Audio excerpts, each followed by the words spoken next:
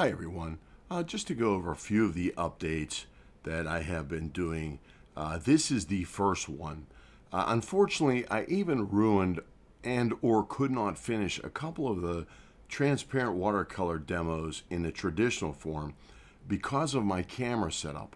And I wanted to show you this quickly. What I actually had to do was move to a 2x4 system that is rock solid.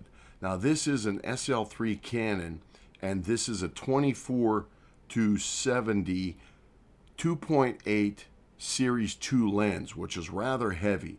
Now the configuration I had to use before, I was using one of these arms, but it was even a double arm that was supposed to be good for quite a bit of weight. Far more weight than what the camera and lens weighed. However, it was just not going to work. It drifted so much, you could see the angle I have to have the camera to kind of shoot perpendicular to the drawing table. This way you're not watching the back of my head the whole time I'm painting. So it's a very tricky system to try and look over somebody's shoulder while they're painting without seeing the back of their head. Now with this particular system, it's working very good. It does not drift at all. But because of the configuration I had to keep the arm before, it was just constantly drifting, and it would even drift while I was painting. So unfortunately, when I was constantly reconfiguring the camera, trying to readjust the arm, it gave me so many problems. I was spending more time on it than I was the actual demonstration. Now that this is done and it's rock solid, I am sure my paintings will be a very consistent position once I set it up for the very first time until I finish it.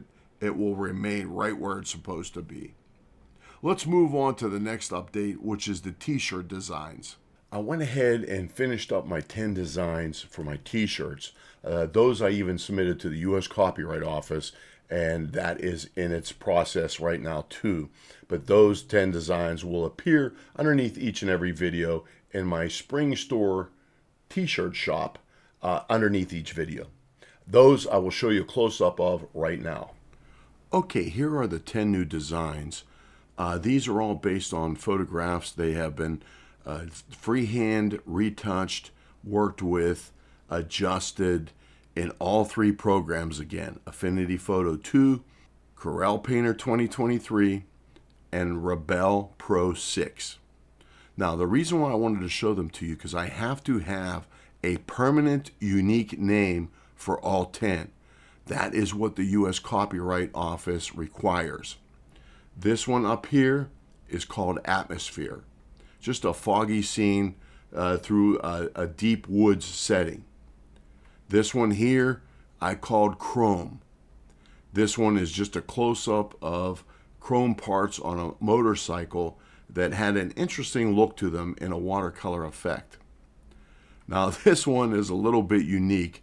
I called it Don't Touch Me only because it's poison ivy up against a red barn. And I put poison ivy real subtle in a vertical way up the left side, just to give somebody the idea of why you shouldn't touch me. But then also this next one is Pittsburgh, well known for molten metal. These are all my own photographs for one reason or another. This one is called Polished. It is a nice chrome engine with a lot of chrome on it, but in a watercolor effect, it looks rather dramatic with the purples, blues, and what I would call almost an aqua violet, this color up in here. This one down here is just a play on words also. It is called Snowstorm because it's a rather sizable flock of snow geese all taking off at once.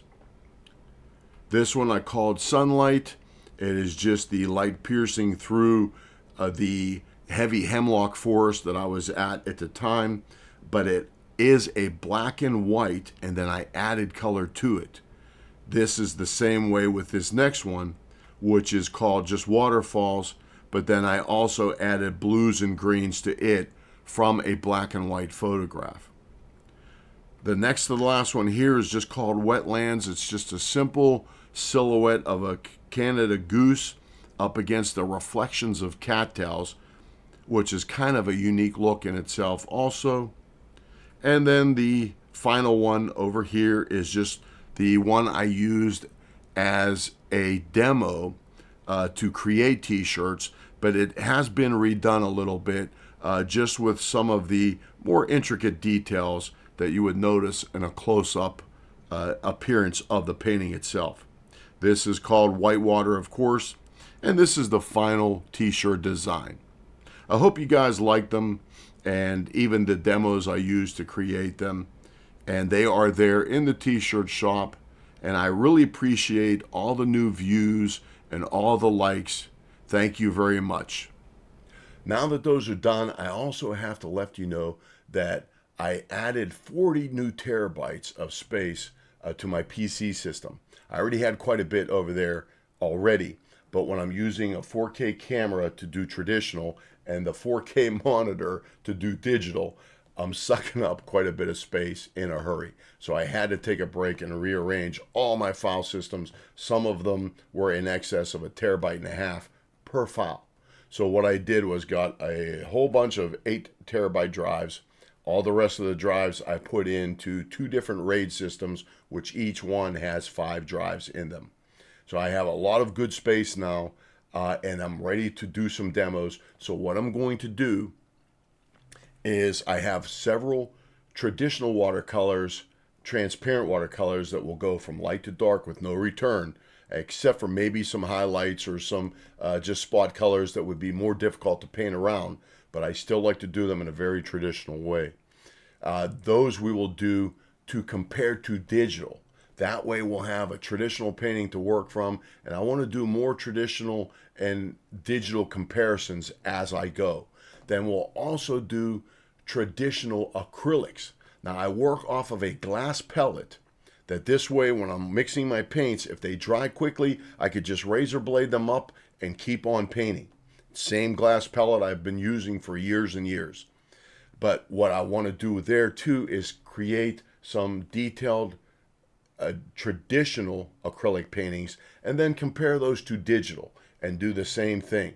So this way we'll be comparing both traditional watercolors and acrylics to digital watercolors and acrylics. And this should turn out to be pretty interesting. So as long as we have a good traditional to go by, then we can compare it very accurately in a digital way.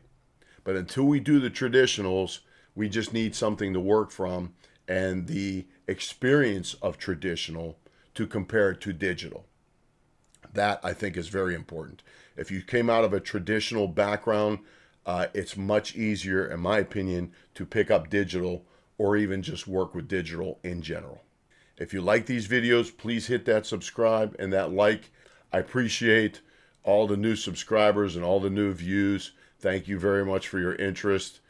Now, with all that in mind, I'm going to get back to work and get some demos out and done, completed. And like I always say, I'll either see you out in the field or back at the studio. Thanks for watching.